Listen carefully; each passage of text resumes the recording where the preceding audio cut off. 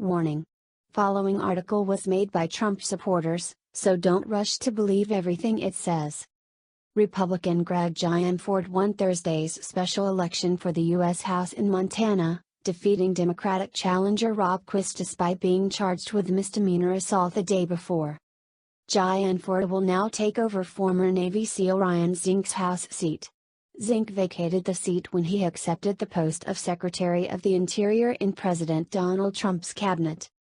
The election results, with Gianforte winning over 50% of the vote and leading by a 7-point margin, were a major blow to Democrats' anti-Trump efforts, and to the media's expectations, after Gianforte had allegedly body-slammed a reporter before his final campaign event on Wednesday. Montanans are sending a wake-up call to the Washington, D.C. establishment, Gianforte told a jubilant crowd outside his campaign headquarters, after multiple outlets called the race. Democrats had hoped to turn the race into an early referendum on President Trump's performance in the White House and the GOP's health care bill, which passed the House and is now being considered in the Senate.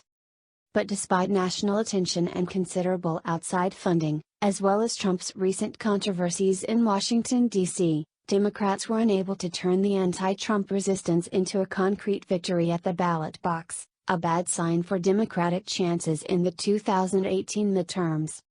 Democrats had also been handed the gift of a last-minute controversy when the UK Guardian reporter Ben Jacobs was allegedly assaulted by Gianforte. Jacobs said the entrepreneur had body-slammed him in response to questions about the Congressional Budget Office score of the GOP health care plan. Fox News' Alicia Acuna also supported Jacobs' account, saying Gianforte grabbed Jacobs by the neck with both hands and slammed him into the ground behind him. An audio recording released by The Guardian showed Jacobs asking Gianforte a question, before a loud crashing noise was heard, followed by Jacobs saying Gianforte had attacked him and broken his glasses. Gianforte's campaign pushed back against Jacobs' claims, saying that the reporter entered the office without permission and aggressively shoved a recorder in the candidate's face. An official campaign statement said Jacobs had been asked to leave and to lower the recorder, neither of which was heard on the recording. Gianforte was charged with misdemeanor assault and appeared to go dark Thursday, canceling interviews with both Fox News and NBC's Meet the Press.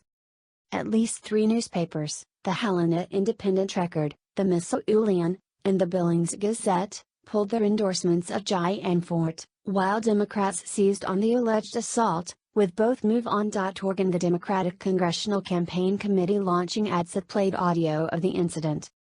Democrats were also hoping that Trump's time in the White House would motivate their base in the election, and would give them a win that would point toward a big victory in the 2018 midterms, in the same way President Barack Obama motivated the Republican base in the 2010 midterms.